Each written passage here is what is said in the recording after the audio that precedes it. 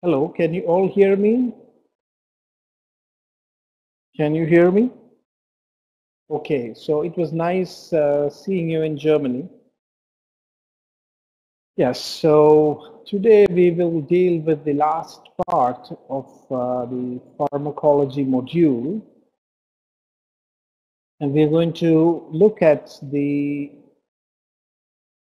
pharmacological activities that are described in Ayurveda, the properties of plants and other medicinal substances have been described in detail in the Ayurvedic text. So we will just today try to understand how pharmacological actions are understood. In our previous webinars, we studied individual plants and also looked at some simple combinations. So today is the time to look at the actual activities, pharmacological activities of the plants. So I want to first of all mention about the hot and cold potency of plants. Generally, in Ayurveda, we classify all medicinal substances into the hot and cold categories. And actually, when we say hot potency, it means drugs which will activate catabolic processes, which means breaking down of the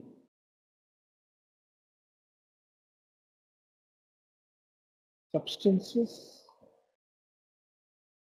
So hot potency generally causes substances to break down in the body, and this leads to release of energy, and also it leads to loss of weight and increase in heat, and also it induces sweating. So these are general properties of drugs that have hot potency.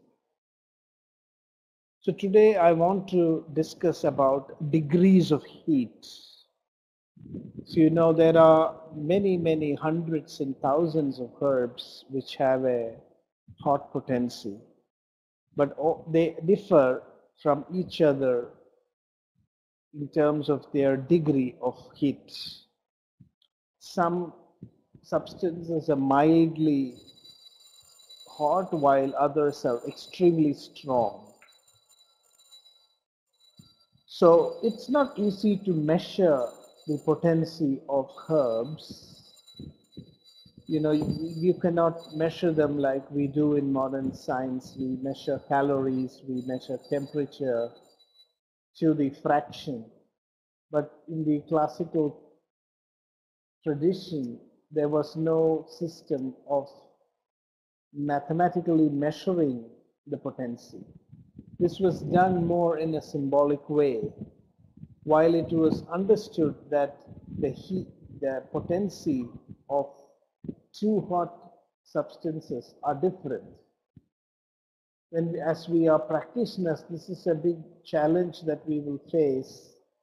It might sometimes become difficult to decide which herb is more hot than the other. So I want to explain today how in Ayurveda we have kept some reference points. So in Ayurvedic texts, 4 plants are used as reference points, which means that these 4 plants represent 4 degrees of heat. So I hope I am clear. Does anybody have any doubt about potency of drugs? I hope you get the point. You know, when we assess the medicinal properties of plants, the main property that we have to assess is their potency. So Is this clear so far, what I discussed? Are you able to hear me?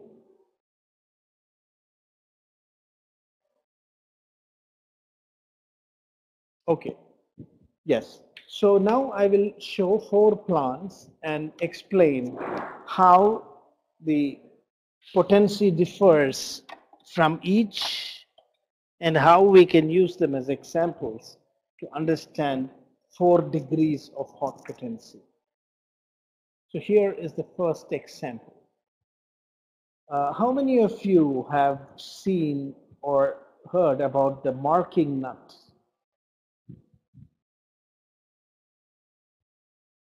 Anybody who knows about the marking nut? Or yes, no.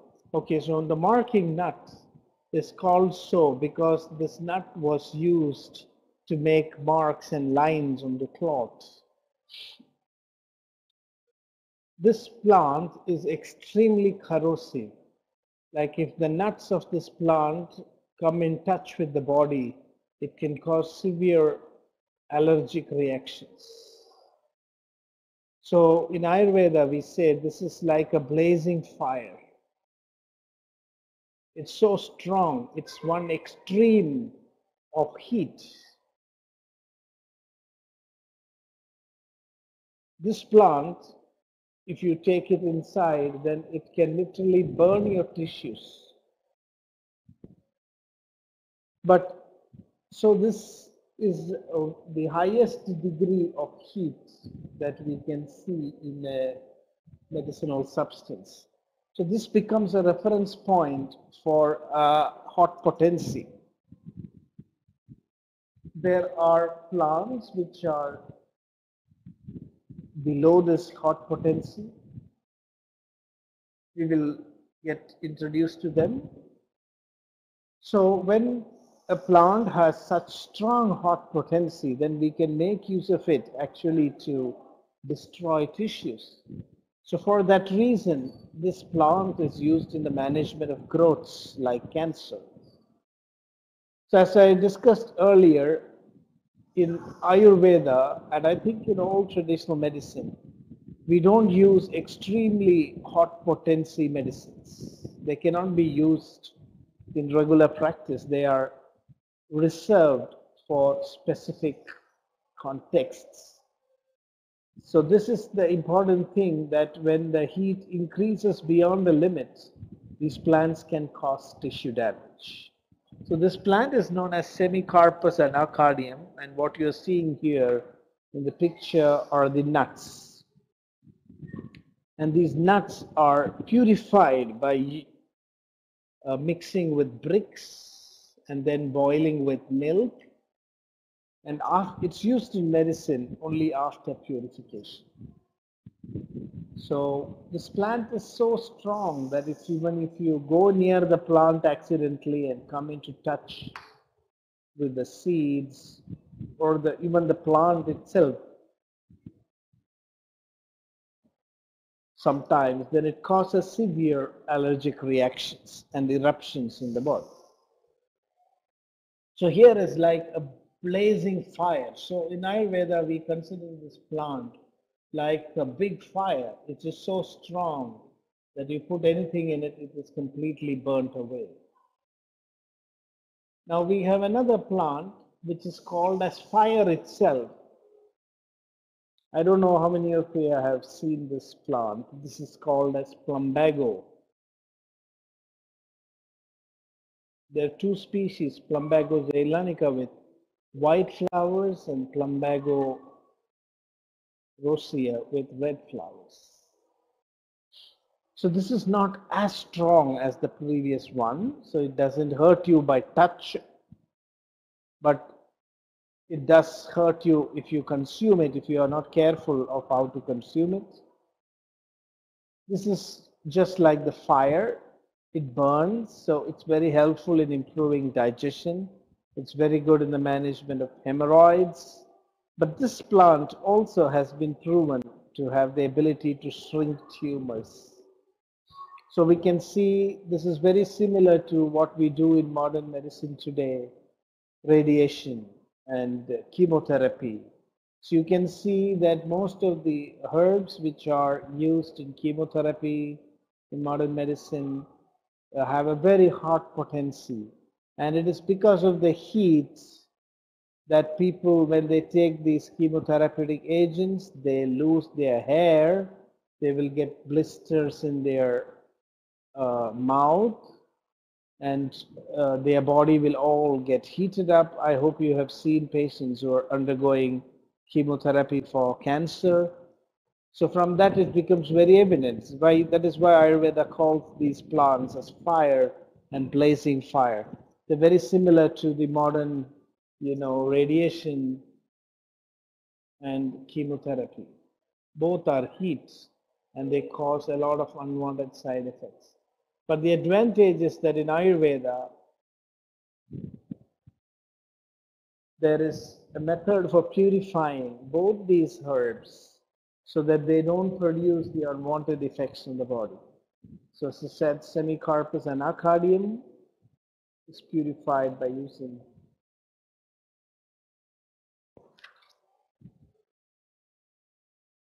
bricks and milk, and this is purified by boiling with lime water. So if you boil this roots, and actually of Citraka or Clamago zeylanica, the roots are used. If you put this in lime water, then the water turns red. And you keep washing it, and then the water will not turn red anymore. And after that cleansing, you can use it for medicinal purposes. So this is Citraka. Is this clear? Does anybody know of this plant? Okay. So this is one challenge. Actually, I'm looking forward to get the feedback from you. I presented many herbs.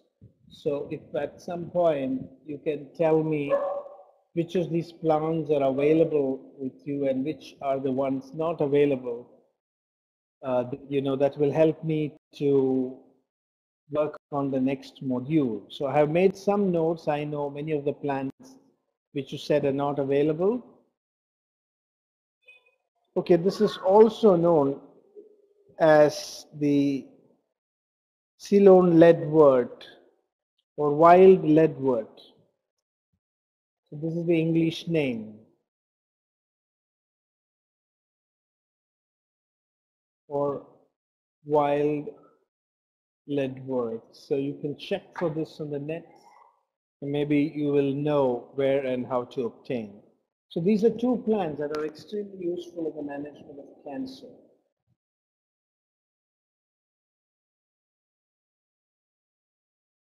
And then we have another plant which is called sun, because it is hot like the sun. It is not as strong as fire. So it is called as the sun. It heats like the sun, and this is used to cauterize fistulas, the fistula in ano, and it increases pitta. And this plant is called Calotropis gigantea. Have you seen this plant? Wow. So most of these plants are not available. So these are the reference plants in Ayurveda. So it's quite a challenge to find alternatives. So this plant yields a latex, actually a milky latex. I see, yeah. Yes. Of course, these are very specialized. So what I want to convey a message today is that there are 4 degrees of hot potency, and I want to tell you within which degree we should normally use in our medical practice. So degree 4 is the marking nut. Degree 3 is leadwort. Degree 2 is caltrops. So this plant is helpful in cauterizing the fistulas. We make a very corrosive substance which is called as chara. Chara means, paste for cauterization. Have you heard of the term chara? Okay, chara actually means alkali, which burns. So we make a thread out of the latex of plants. So this is also helpful for making such alkali. It can burn the damaged tissues and help for the development of healthy tissue. So this is also, all these are 3 degrees which are very strong. Degree 4, degree 3, and degree 2. So many other plants come in between these 3 degrees. And degree 1 heat is actually, I'm sure you recognize this plant. Can you recognize this plant? Oh, no, but I'm sure you know this plant. This is black pepper. I'm sure you can get black pepper. Am I right? Yes. So you can see black pepper is degree 1 hot potency. And caltrops is degree 2 hot potency. So what I wanted to tell is that, if you look at black pepper, it heats the body, it's digestive, it's carminative, it removes phlegm, it increases pitta, but it does not damage any tissue. From degree 2 hot potency, you will find that it will damage the tissues. So we should be very careful when we use 2, 3, and 4 degrees. Only very experienced physicians can use 2, 3, 4 degrees potency. So many plants are there between 2 and 3, between 3 and 4, and you cannot use these in normal practice. So what you can use in actual practice is between 1 and 2 degrees of hot potency can be safely used. So you can see that you don't have to worry that you don't have 2, 3, and 4 degree plants. Just for your understanding, I wanted to convey to you that when we are studying plants, when you get a plant, if it is, you have to first of all decide whether it is hot or whether it is cold. And if it is hot, then what is the degree of heat? So always keep in mind that you should not use, unless you are very, very experienced physician and dealing with very serious illnesses, you shouldn't be using plants which have heat beyond 2nd degree. So 2, 3, and 4 degrees can cause tissue damage. It can cause unwanted effects unless they are purified and administered by a very, very experienced physician. So now you can see that black pepper is degree 1 and you can use it. So let me ask a question. What would be the potency of ginger? Is it hot or cold? Okay, what is the degree? Great. So which means, you can use it. It's actually a little less than 1. A little less than black pepper. So, less harmful. And it doesn't aggravate pitta much. So this is the way we have to study and understand. So every plant that you take, we need to know whether it is hot or cold, and then we must assess the degree, and then you can know whether you can use it safely or not. So let me ask another question. Garlic, is it hot or is it cold?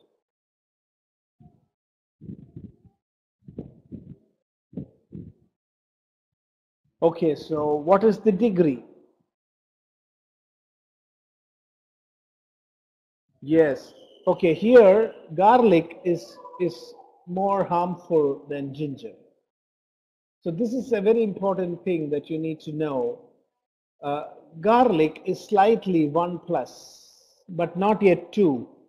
Garlic can cause problems with your blood and pitta if you use it too much.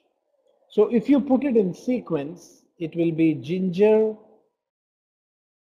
black pepper, and garlic. That is the sequence. So ginger is maybe minus or 0.5, maybe 0.75, and pepper is 1, and garlic will be 1.5. So all the three can be regularly used, but it's very important to know the difference in the degrees. So of these three, ginger does not aggravate, that does not increase pitta. Ginger does not increase pitta, although it is hot. But black pepper increases. But it does not cause big derangement. But garlic, if you use too much, can derange pitta. But all the three can be used safely. If you are a bit careful, then all the three can be used safely. So this is the method of assessing the potency of herbs. Unfortunately, we do not have enough time to go through each and every herb and classify them according to this table. So I only wanted to give you an example. But you can keep this in mind, and when you study new herbs, you can bring them into this classification system. And then we can make use of them more safely and more effectively. Uh, this is really very, very crucial to understand if you do not want to harm people. So now let me ask, we have a new hot substance, is chili. Is it hot or cold? Yes, so what degree?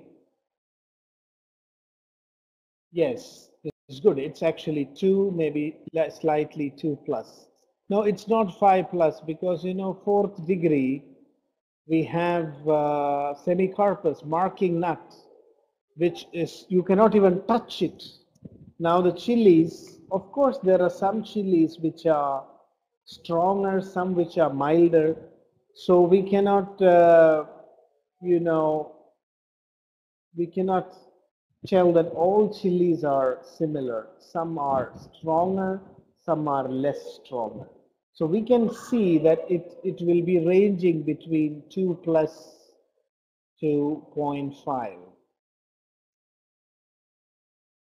So somewhere in between. Yes. Now let me ask another question. Onion. Is it hot or cold?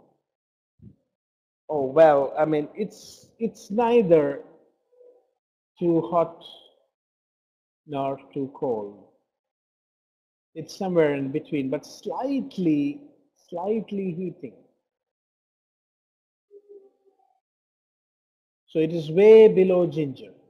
So now let us see onion, ginger, pepper, chili, and garlic. So this would be a sequence in which we put hot substances. Is this clear? Is this helpful? I hope you will be able to. Now I would like you to give me a suggestion. Can you identify any hot substance that you are very commonly using and then let me know where you would place it. Can you identify something which you are very commonly using? Can you please tell me whether it's hot or cold and what degree of potency? Peppermint, okay, is it hot or cold?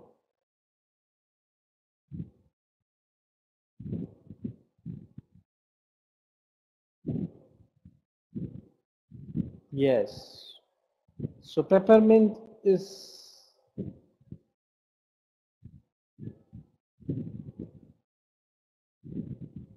it cooling or is it heating? One of the ways, how do we know? How do we know? So all hot substances, will induce sweating. So if it doesn't, you can see if you take ginger, if you take garlic, if you take black pepper, if you take onions, so any substance, if it does not cause sweating, then you can say it is not very hot. So you can please think, peppermint, does it cause sweating? First thing is sweating. Second thing is burning. It will cause burning. And third thing is it will cause a lot of secretions from the mouth, from the nose, from the eyes. So if any substance causes the secretions from the mouth, from the nose, and from the eyes, then you can say it's really very hot. So if you really look at peppermint, it is not able to do any of these things. So we wouldn't really place it uh, in the very hot potency. It is not in the heat side. So I hope now with this example you got some idea about how Ayurveda classifies substances based on their potency. And if you are a little thoughtful and a little imaginative, then you can classify all the substances that you're using into these grades, and then you will make better use of them.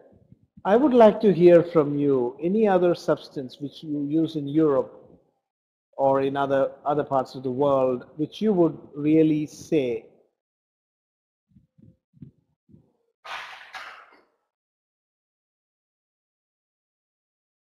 hello, it was nice meeting you in Germany.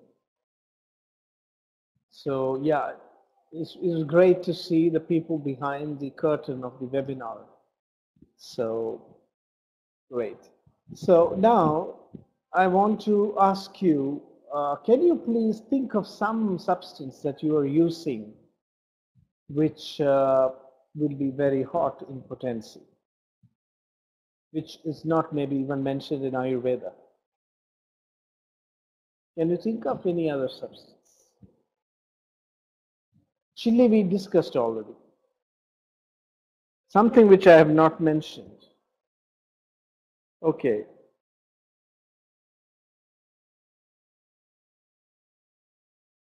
Do let me know if you are able to think of something really very spicy and hot other than what we discussed. Radish. Yes, it is a bit hot. Yes, horseradish, yes, correct. Yes, that is hot. That is hot. So where would you place it? Degree. Okay, okay. Yes, I think maybe between 1 and 2. I am not having much experience in using it. I've just tasted it once or twice, maybe when I was in Europe. So Yes, you can look at the intensity of heat it produces and then we can decide and understand.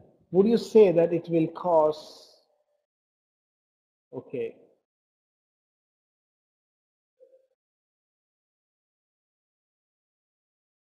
so do you think horseradish can cause tissue damage?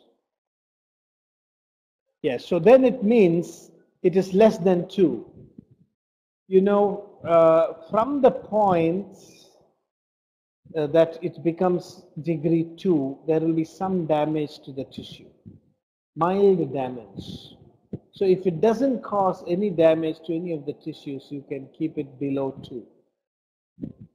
So from 0 to 1 and 1 to 2, these are usually the pungent hot substances that we commonly use in our day-to-day, activities. So now I would like to ask a question about another herb which we might be using commonly in our kitchen.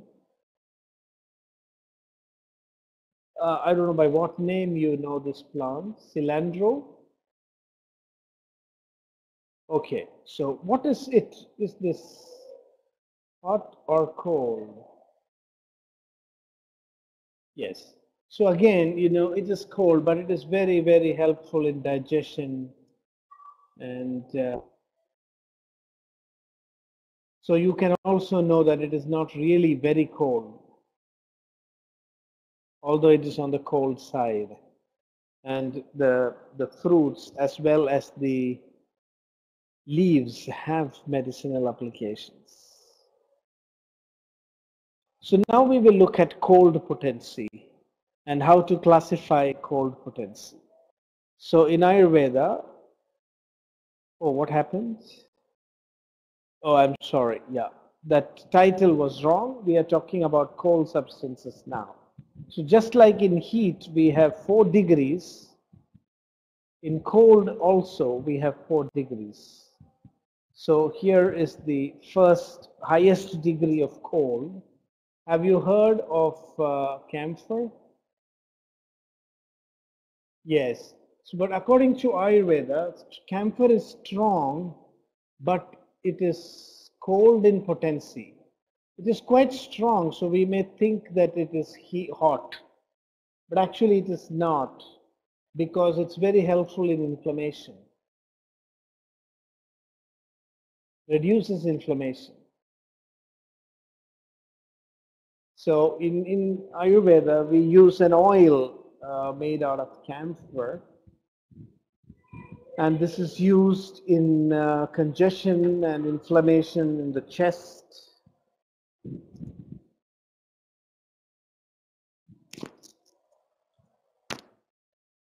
where you have infection and inflammation. To get relief, we use camphor.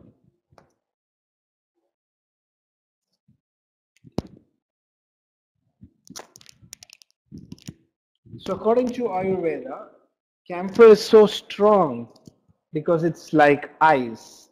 It bites. I hope you know that camphor bites. It causes some irritation when you apply.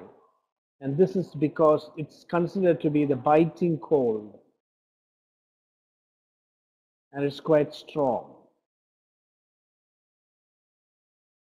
So when there is inflammation, then camphor is helpful. When there is inflammation and also kapha, then camphor is very helpful. So in Ayurveda, we use it to clear chest infections. Camphor oil applied on the face and then fermentation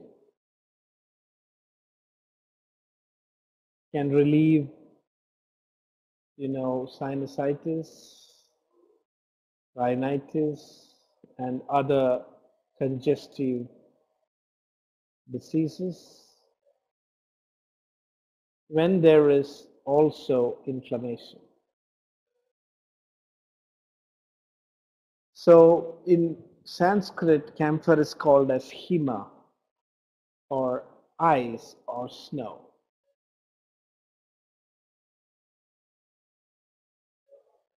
So this is degree 4.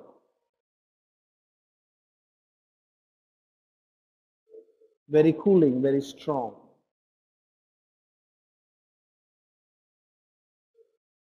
And we say camphor should not also be consumed too much inside.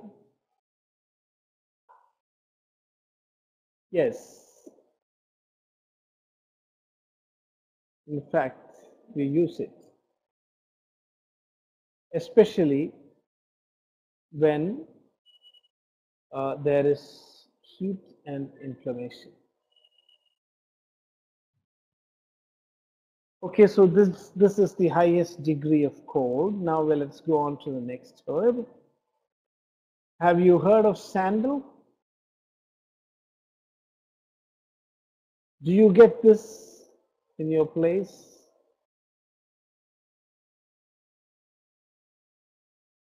Yes, sandalwood is a little difficult to obtain because there's some restrictions.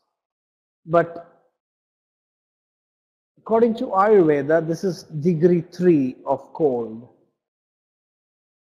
So this is a very cooling substance and it is used to pacify pitta. It's good for the skin, it's good for the eyes, and it's good for excessive heat in the body. And it's used internally as well as externally. In fact, in the Indian tradition, I do not know whether you are aware that between the eyebrows, we apply the sandal paste. Do you know this? If you come to India and you will see the Orthodox. Okay.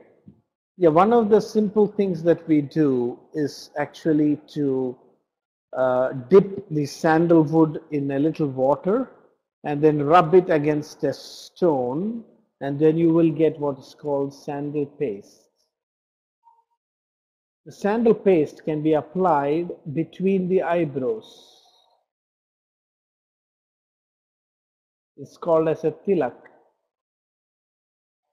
So that is the position of Ajna chakra.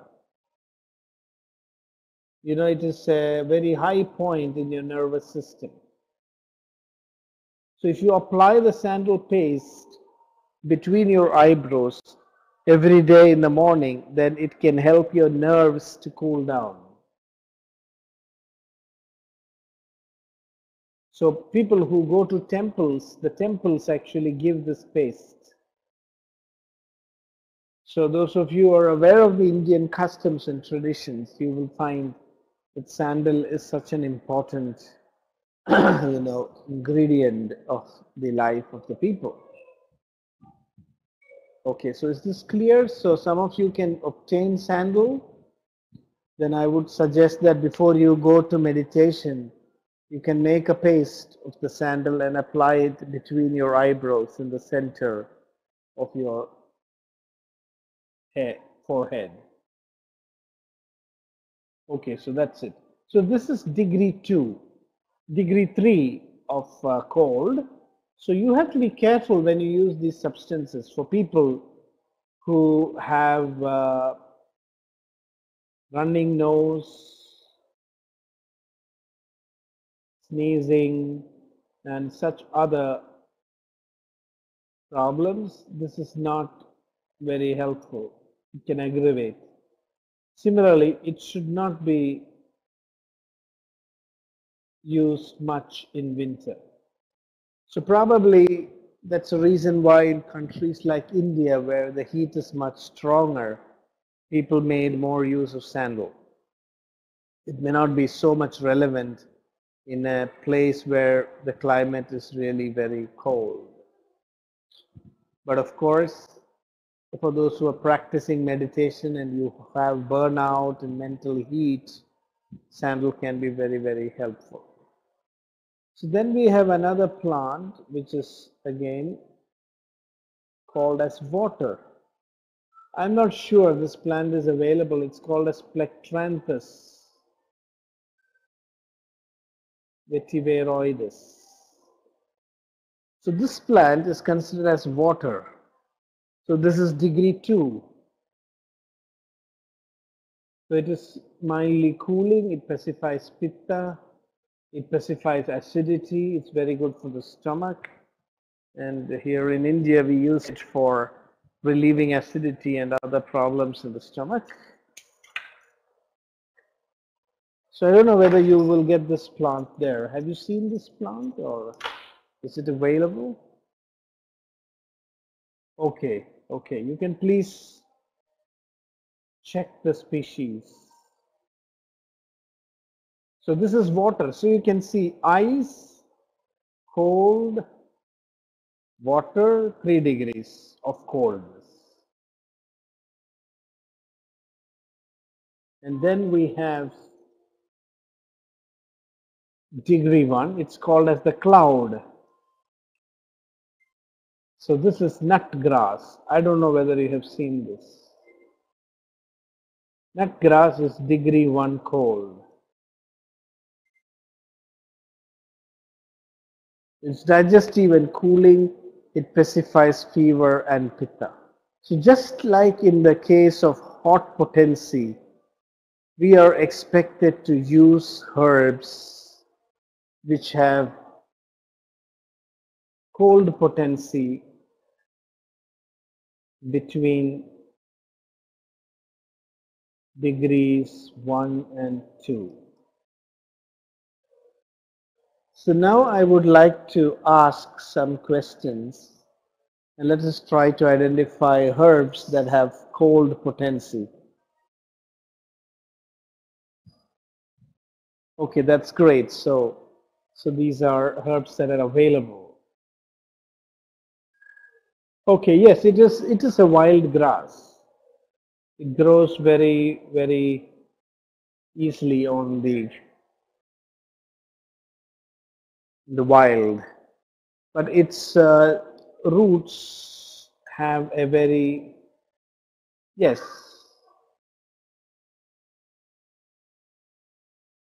it does have a flower, whitish. Flowers will be whitish.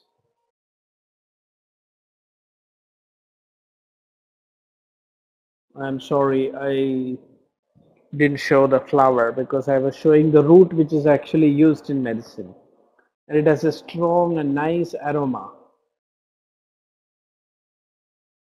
I mean, the roots.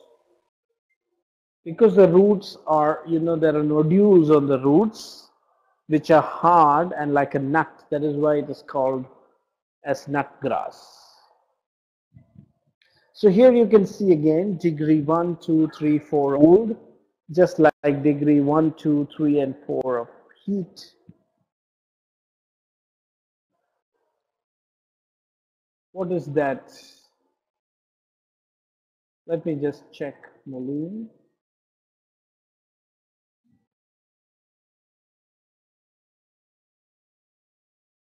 Yeah, this is a plant which we don't see in India.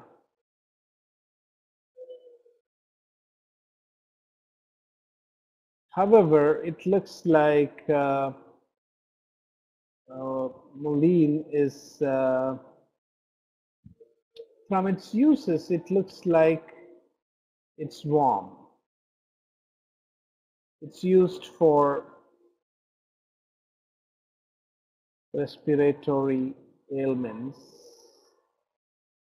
It looks to be warm and not cold. Of course, I do not have any experience, so you can check this out, how it is used, and then you can take a call on it, whether it's cold or hot. But on a first look, it looks like it may be slightly on the hot side. I do not know. Yes, you could think about these herbs based on your own uses. Is that clear? So there was a slide that got mixed up. So yeah, we are now still on the cold potency. And I want you to identify a few herbs that are cool or cold. Can you think of any other herbs which are cool, which you are commonly using? Fennel, okay. What makes you think that fennel is cold? Okay, yes, interesting. Yeah, it's correct. So these are all mildly cooling. So it will be a very interesting task for you to grade them. And I want to ask also about cumin seeds. What do you think about cumin seeds? It's hot or cold? Oh, so that is the thing. Cumin seeds are slightly warm.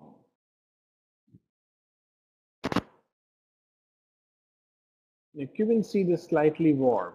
It's slightly on the warm side. So these are all in the center. So this is why it becomes a little bit difficult for us to distinguish which is hot or cold because they're almost near the center. So this is what one of the points I wanted to discuss today. Of course, with one lecture, it is not possible to give a complete understanding of hot and cold potency. But I hope this framework is helpful. You can think more about this. And for the plants that are growing there, I have made a note of the names that you suggested. So I will also look through that and try to form my own understanding of whether they are hot or cold. So whatever you have decided today, I mean your suggestions, I'm just making a note of it. So this is how whenever we get to know a new herb, we have to study it in this way and classify them and grade them. Only then we can use them. So just like heat and cold, the next important property in Ayurveda is oiliness and dryness. So have you any idea? Yes, of course. That is the whole thing in Ayurveda that we will study when in our next module when we talk about pharmaceuticals, how to make dosage forms. Combination can completely change the way drugs behave. And this is one of the strengths of Ayurveda, that it has got a very powerful logic on how to combine herbs.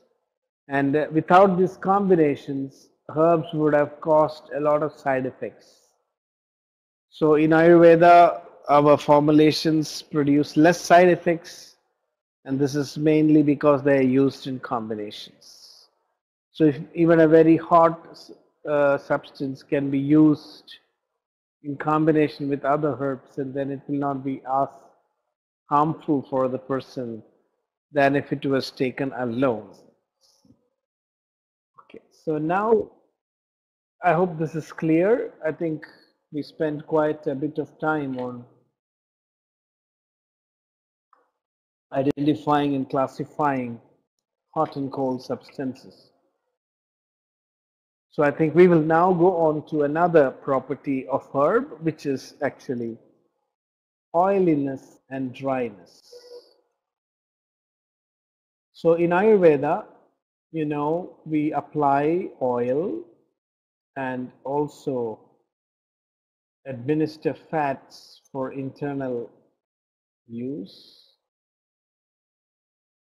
to patients.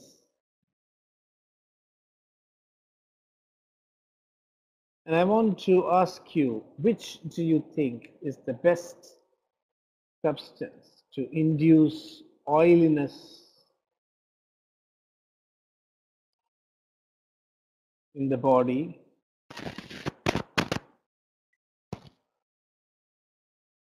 without much unwanted effects?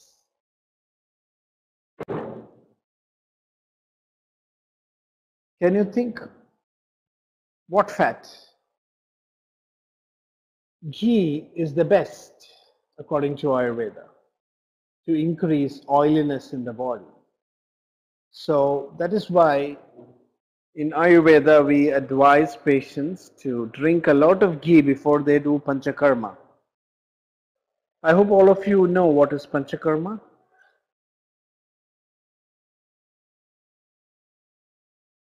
Yes, so we administer a lot of ghee before doing panchakarma. So the body becomes very oily, and then all the unwanted metabolic byproducts are removed. So ghee is something which, and ghee has a very big importance because ghee can do two things. It can increase digestive fire and also pacify pitta.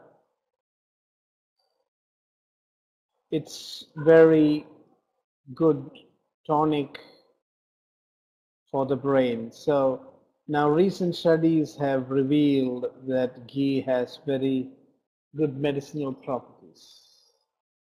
Is this clear? Okay. So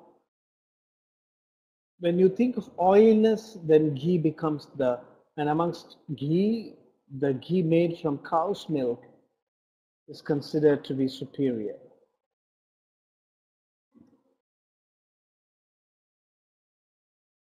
The only thing is before you administer ghee, you have to make sure that the person's digestion and the channels are in proper order. Otherwise, if ghee is not digested, indigestion of ghee is very dangerous, causes ama.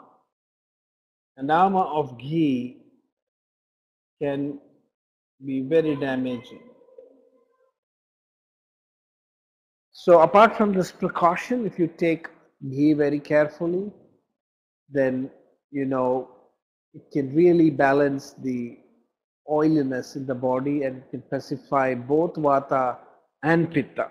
This is again another important aspect of ghee. Most of the other oils, they work only on vata.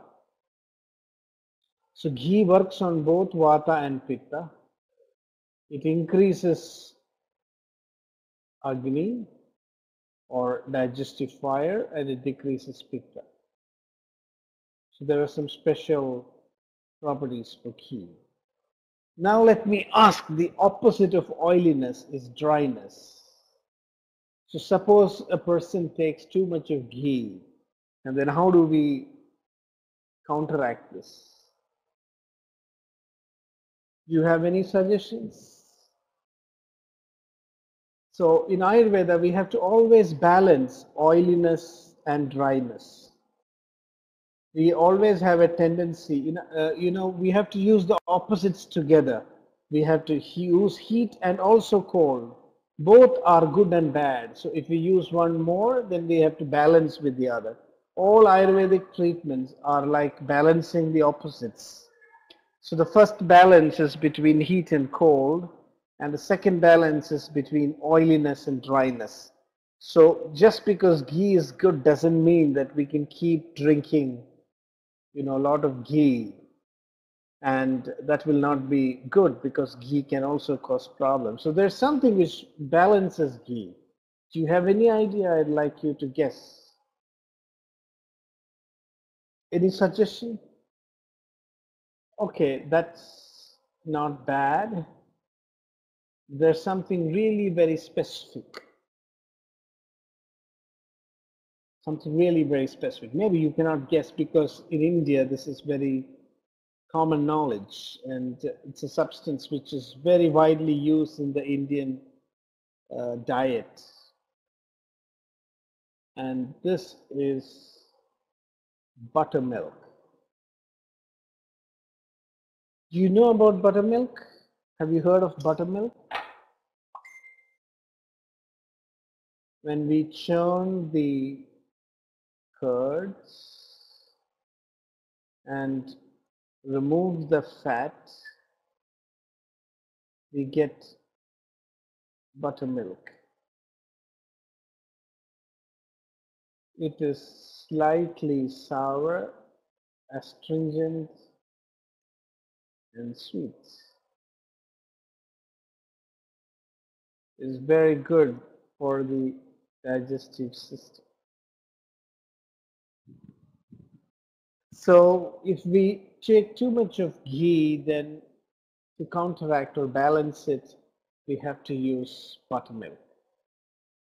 So this induces dryness. It is an antidote. Fresh buttermilk can pacify all the doshas. But the only precaution that you have to take is that buttermilk, if you keep buttermilk for more than a day, then it turns sour.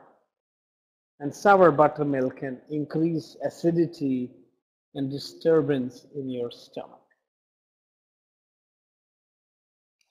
So by the way, I just wanted to confirm, today we are not going to have a break because we have only 2 hours. I hope this has been intimated. So we are continuing till we complete this module without a break. Okay, so this is oiliness and dryness, heat and cold. So we have to be using all these things together, as I was mentioning earlier. So now, you know this yogurt, you need Ayurveda, we say yogurt is nourishing, but there's a problem. Yogurt causes clogging of channels. Or in other words, it causes blockage of channels. Lassi is fine for the heat, but not as an antidote for ghee. As ghee, you must use pure buttermilk. Lassi is good in summer for the heat. For balancing ghee and improving digestion, you have to use it as buttermilk itself. Okay. So I hope that is clear. So now we come to another commonly used substance.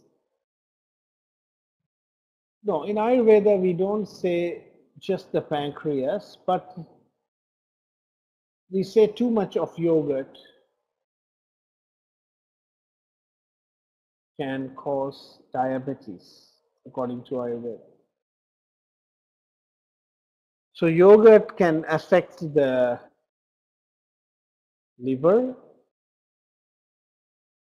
Too much of yogurt without much exercise can lead to fatty liver. And yogurt can disturb the pitta organs, so including eyes. And the most harmful is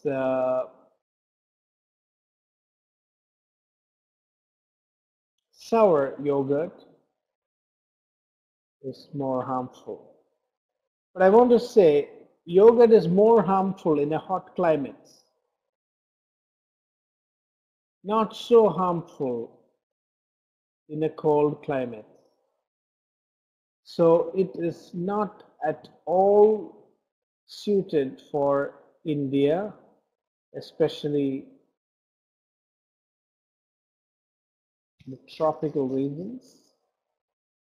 But fresh yogurt used in cold regions do not cause as much problems. But if you are not careful, then yogurt can very easily, it's called as a Srotas blocker, so it can block the channels if we are not careful.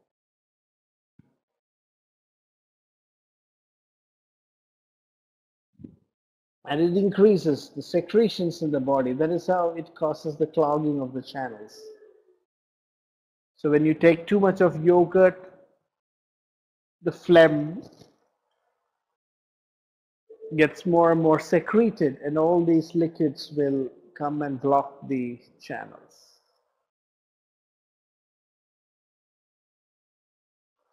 So is this clear? Yes. So I think this is very, very important. Yes, the problem is that it is the heat which causes the body to. So in Ayurveda, we say we should never drink yogurt with hot water. Should be avoided in summer. Should be avoided at night because it is heat that causes kapha to melt and cause the blockage.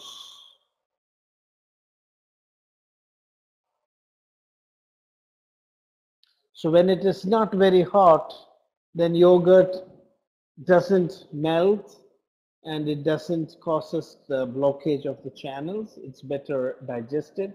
Also in cold climate, digestive fire is strong.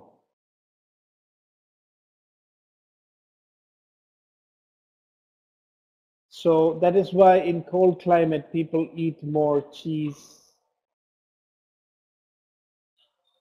drink more milk, because digestion is stronger.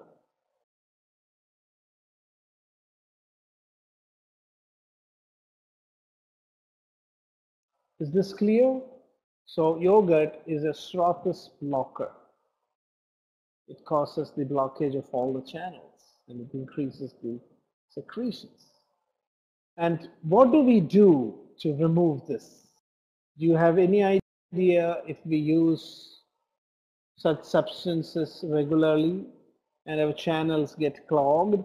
In my experience, I have seen a lot of patients, especially patients who have sinusitis, patients who have bronchial asthma,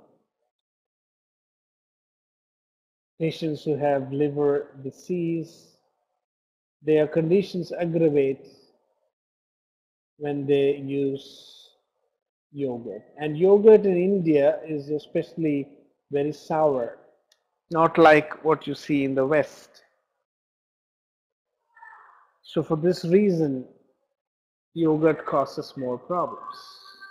So now I want to ask you a question. How do we clean the system from the blockage caused by substances like yogurt? So there are certain other herbs which are called as the uncloggers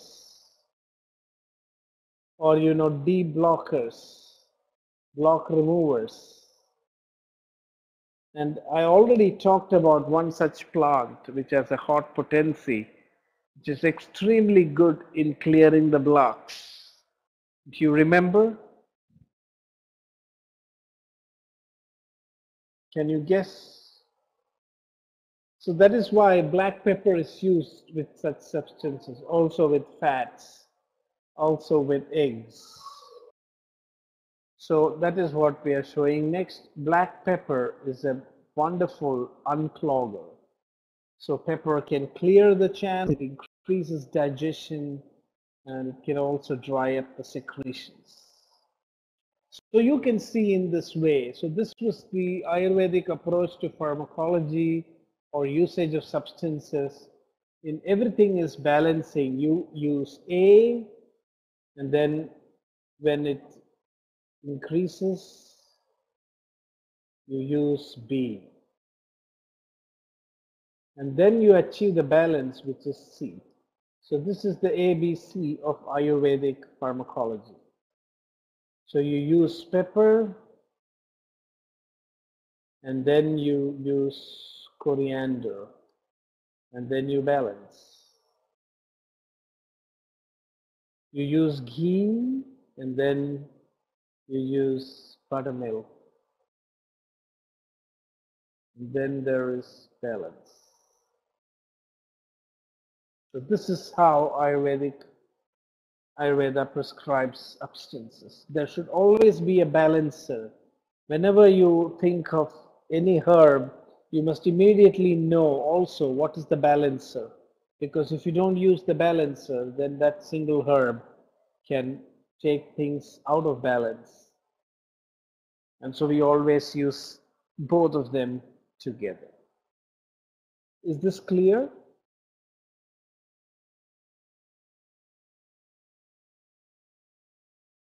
So in the remaining minutes, I want to introduce to you some of the,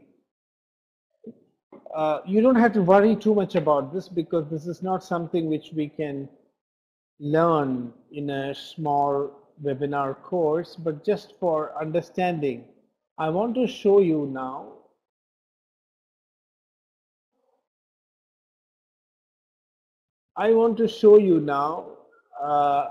how Ayurveda has classified substances in so many ways. I'm going to talk about 50 pharmacological actions. And these are all based on this understanding of potency, understanding whether a substance is hot or whether it is cold. And then, we understand how it works on the body.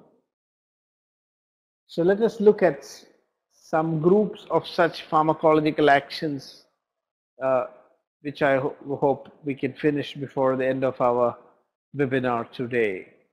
And then also, we all talk about purgation, but we don't realize that even in Ayurveda, purgatives are classified. There are so many types of purgation, and everything acts in a slightly different way. So differentiating pharmacological activity of different substances that we use is really very crucial and important. So let's now move on to these pharmacological activities. So here are 6 classifications. And you can see to do this, you need to use both hot and cold substances. In fact, these are 6 actions which balance catabolism and anabolism.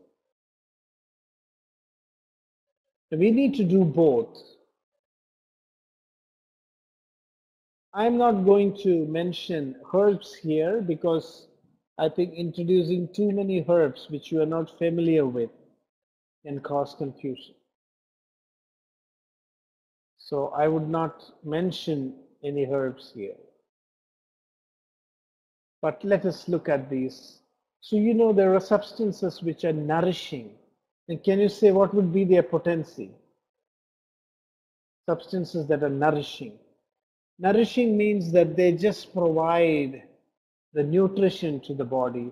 This is like, liquid cash or subsistence. Nourishment means the body uses whatever it gets. Usually, nourishing substances are cooling. In potency, we may be heating and using them, but their potency is generally cooling because they provide energy, the structural substances. Anabolic or brahmaniya, would that be warm or cold? So even anabolic substances are generally cool in potency. So anabolic means that there is some excess, there is some saving. So when you say nourishing, it means somebody gets a salary and is just able to live. He's not able to save anything for the future. So when you give substances that are brahmaniya or anabolic, then it means not only the body nourishing itself, but it's also saving for the future. But the problem is that these two substances can lead to excess anabolism, excess fat buildup. If you save more than what the body needs, then you become fat, and then there is excess anabolic activity. And then you will have to actually remove that excess. So you have substances that are scraping. And as you can imagine, these substances have hot potency. Then you have purging substances, which remove the excess. And after the excess is removed, we must heal the tissues again. And then once again stimulate digestion. So this is one cycle of activities with which we balance the anabolism and catabolism. So when you see an Ayurvedic formulation, it's not a single ingredient. It's a combination of many ingredients. And you can see that in some formulations, it does all these things together. And that is how the body is able to achieve the balance. Is this clear? Okay. So this is the sequence that you have to nourish the body, and then you have to promote anabolism, and at the same time you must scrape and remove the excess that is stored. And in the process, when you do that, there will be some harm, some damage is done, and you have to heal it and then again stimulate digestion. So this is one complete set of pharmacological activities. There are many herbs which I can tell as examples, but most of them you would not know. So I will leave that for a later period. But it's for the beginning, it's just enough to know about these activities. Next, we have another set of actions.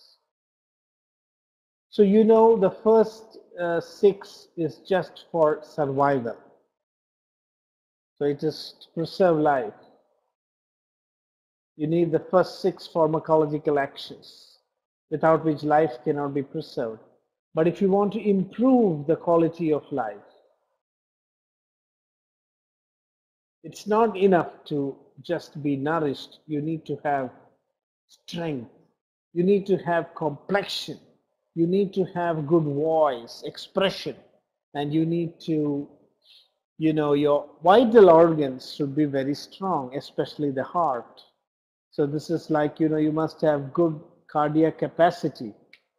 As you are aware, your state of your cardiovascular system determines how well you're able to perform, how your sports abilities are maintained.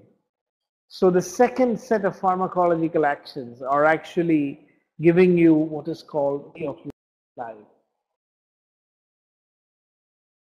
So the first things are helping to preserve life, and the next 4 activities improve the quality of life. So when you use these substances, you're able to increase your strength and stamina, your complexion improves, your voice improves, and your vital organs and your cardiovascular system is extremely robust.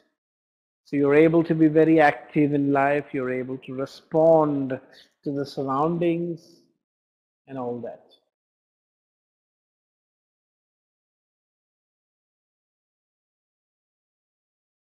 Is this clear? Any questions?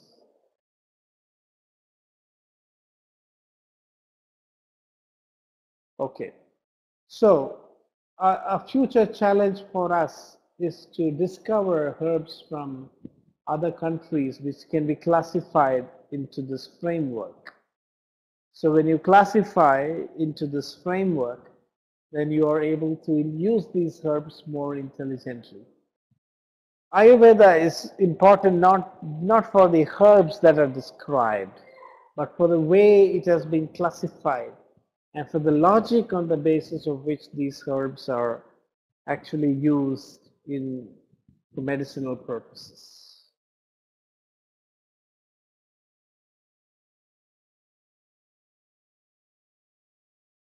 And now we have another 6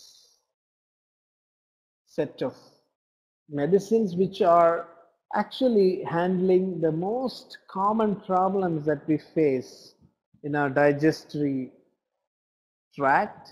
Anti-satiety, like, after a while when the body is well nourished, then you don't feel like eating. So here begin the troubles. Some of the most common diseases that we find as we try to improve the quality and the quantity of life, these are common problems that we encounter. So there are medicines described. for preventing hemorrhoids, for preventing skin allergies, for relief from itching, for removing worms, and also for neutralizing toxic substances. So this is very crucial because while we try to extend our lifespan and improve the quality of our life, we tend to overdo things. And this can cause some imbalances in the body and lead to these manifestations. So, and for this reason, these 6 pharmacological activities are, so you can see the first 2 sets of pharmacological actions were more preventive, more sustaining. But from here you can see this is more curative.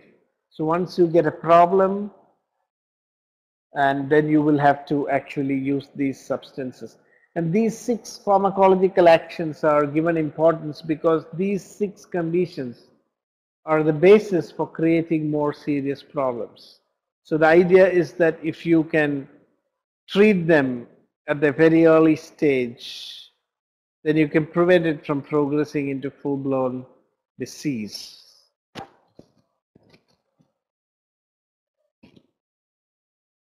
So then comes the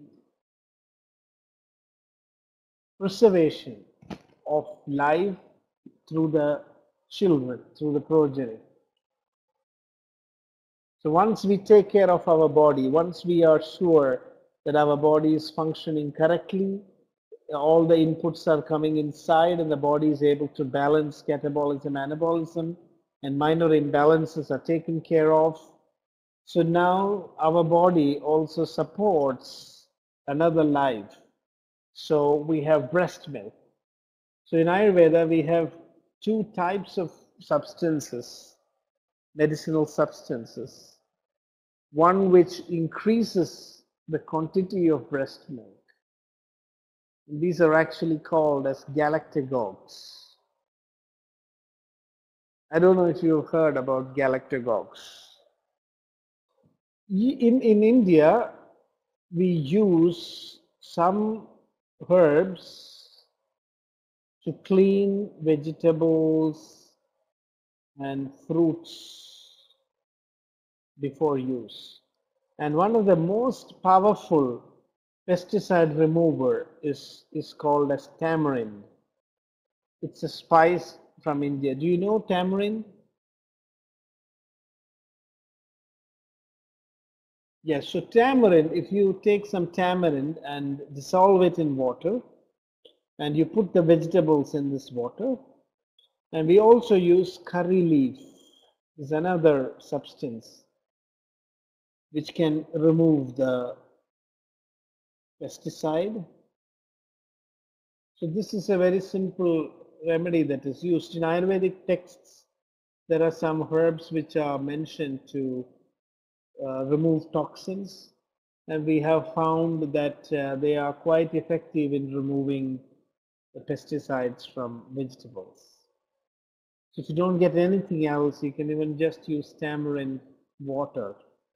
Mix tamarind into water and then cleanse the herbs. There's, my understanding, there are some studies that have happened which showed that indeed these are effective. And in India, in many markets, we get such herbal mixtures to cleanse the vegetables and herbs of unwanted pesticides. Okay, so we have herbs that can promote secretion of breast milk.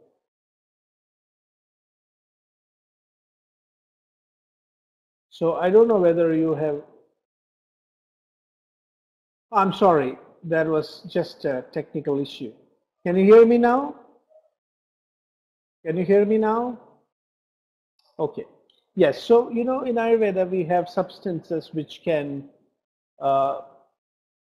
promote secretion of breast milk. Means you take these, and I want to tell you, you must be knowing one of the most important herbs that is used in Ayurveda for promoting secretion of breast milk is asparagus roots,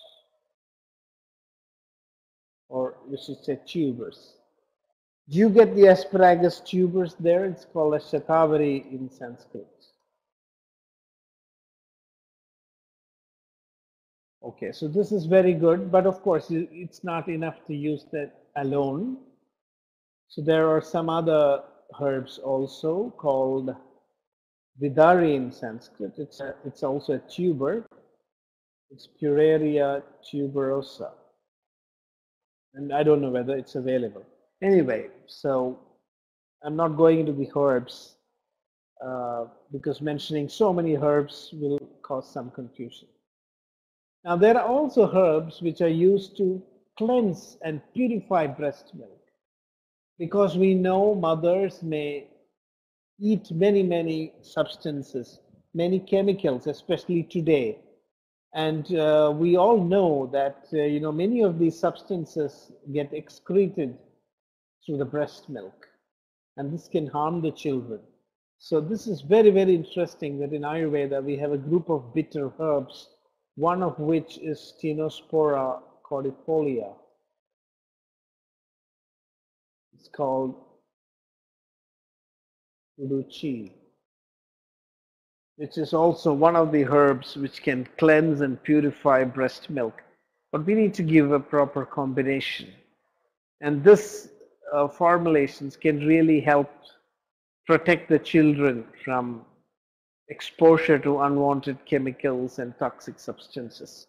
Similarly, in Ayurveda, we also have substances which increases semen, which also purifies semen. So these are used for promoting fertility. And so you can see this is mentioned third because without first correcting the digestion, metabolism, and bringing the body to balance, the reproductive tissues are not mentioned. And now we have herbs which help in cleansing the body.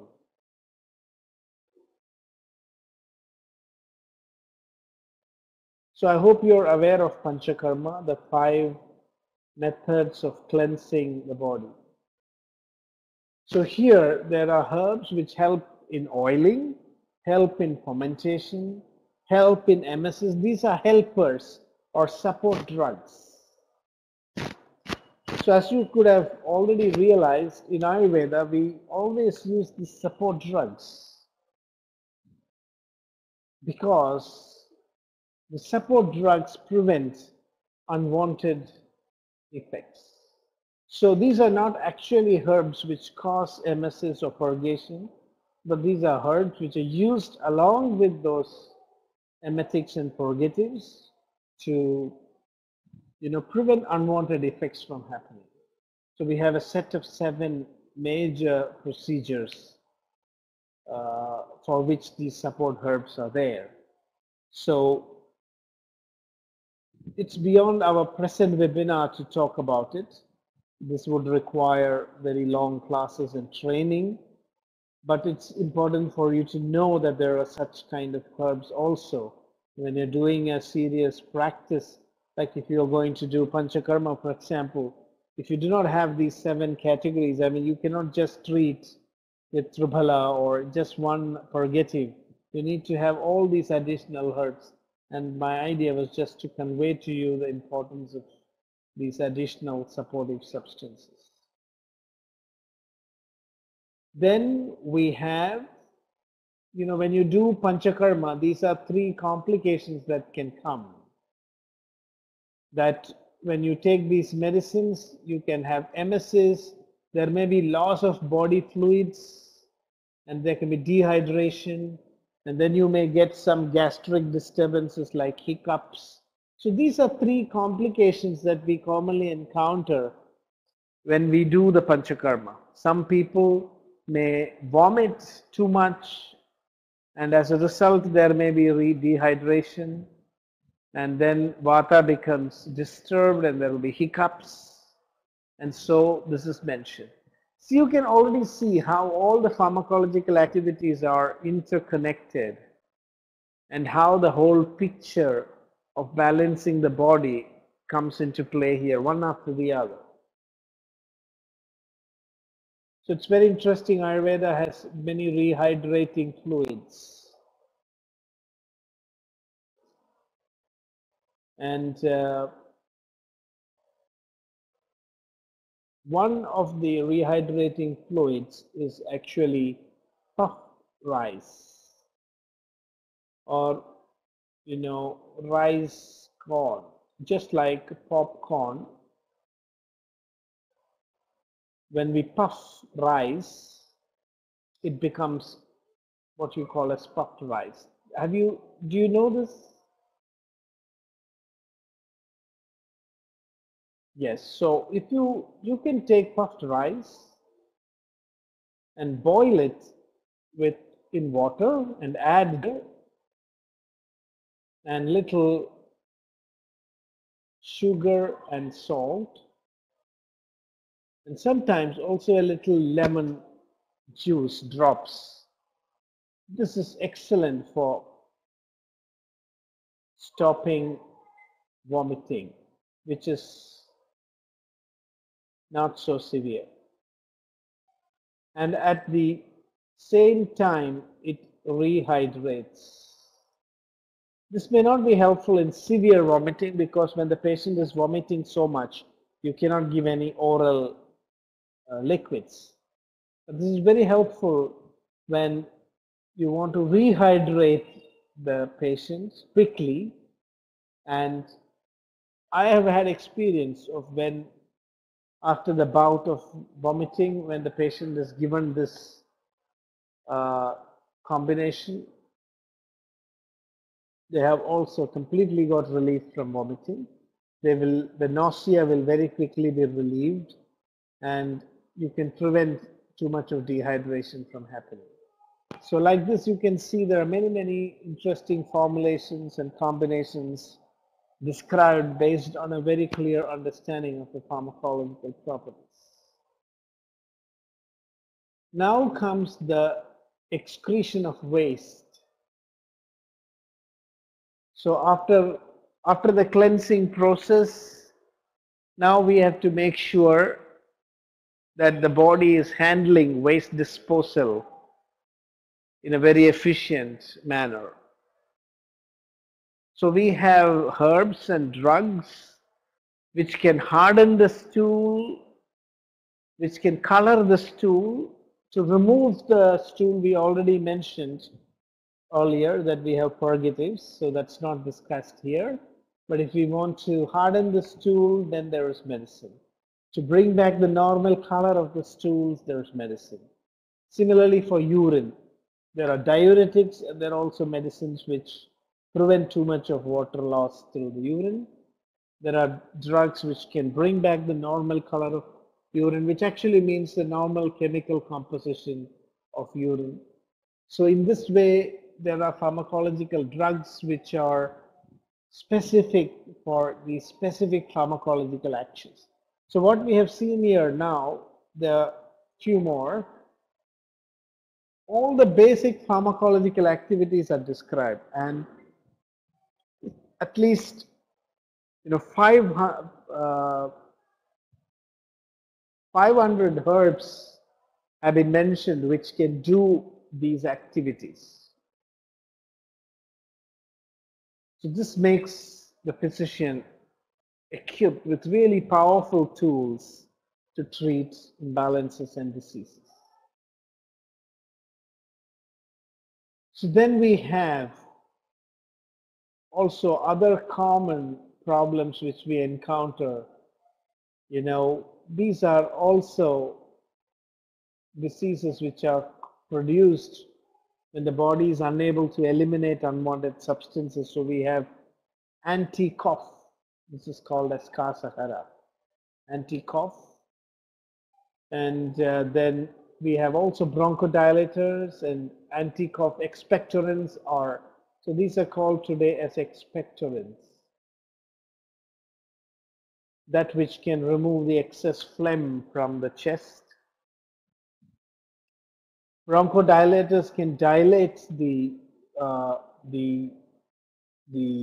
airways and thereby ease breathing. And in Ayurveda, we have anti-edema substances which can remove the excess fluid, not just by diuresis, but by also bringing the excess fluid into the GI tract and then remove it from there. And then we have also antipyretics for fever. And then there are substances which can relieve fatigue. This is called as Shramahara. And then we have other herbs. As you can see now, this is the typical pharmacy of an Ayurvedic physician. You must have all these herbs which can do these 50 actions.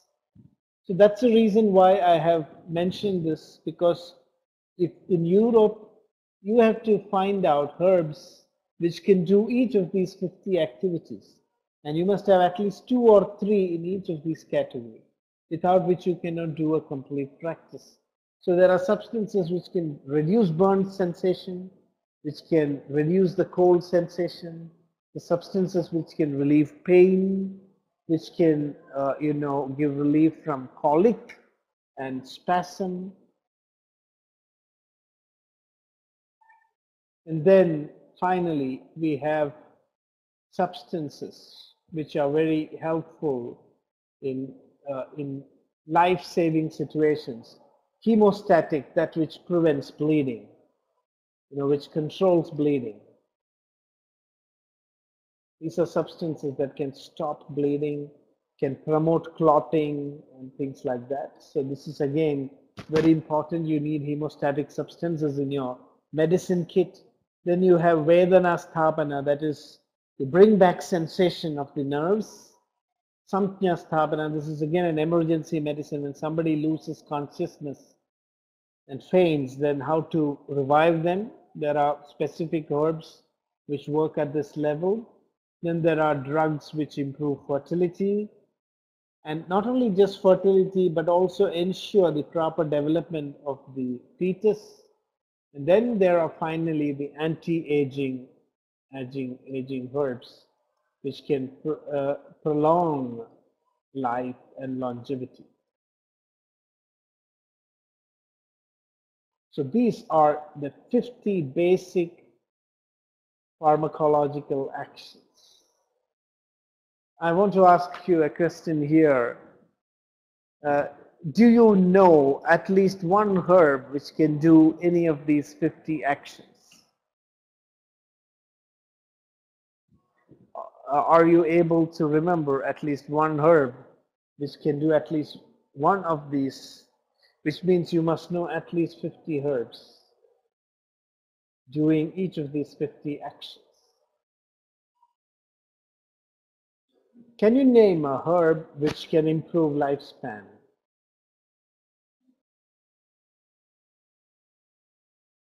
Great. So that's the way to go. So if you can identify and keep these herbs ready, then this will be. So now if you look at hemostatic for bleeding, there are herbs which work externally, herbs which work internally. There are herbs which reduce bleeding for specific organs. So all this very clearly demonstrates how deep and wide Ayurvedic pharmacology has been developed. So I hope this is clear. So now the last point I want to discuss today is about purgatives. In Ayurveda, we classify purgation into 4 categories, and all purgation is not same. Some herbs can only remove the waste from the stomach or from the intestine. Some herbs are able to bring the waste from all over the body into the stomach and then remove it from there. So the first category called Anulomana, and Haritaki is an example of an Anulomana substance. If you take Haritaki, which is Terminalia cebula, it's very important to know that if you take Haritaki, then it cooks the waste and removes not just from your stomach or intestines, but from the whole body. That is the advantage of taking Haritaki. But if you take a substance which is Rechana,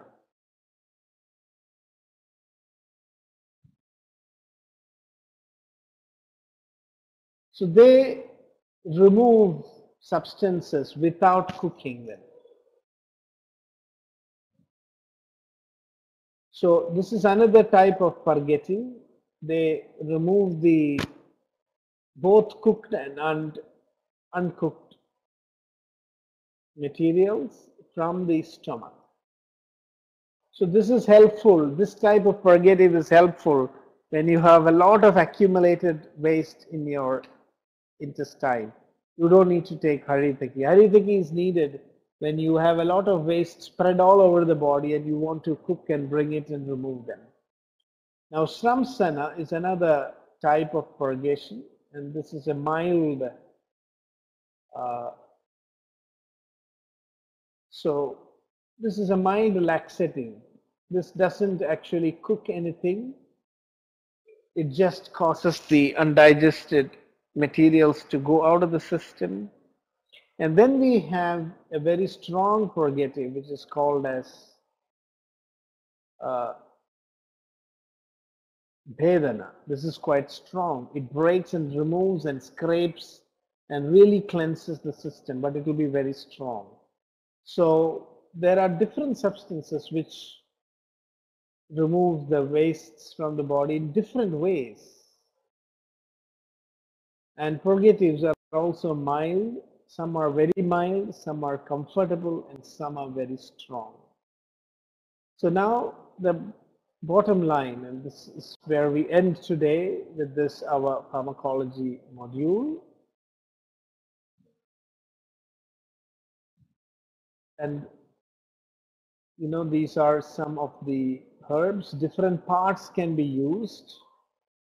So I didn't put the botanical name, I'm sorry, but the root is Operculina terpetum. This is a very important purgative in Ayurveda called Hrivera. And then we have fruit is Haritaki. How everybody knows Haritaki?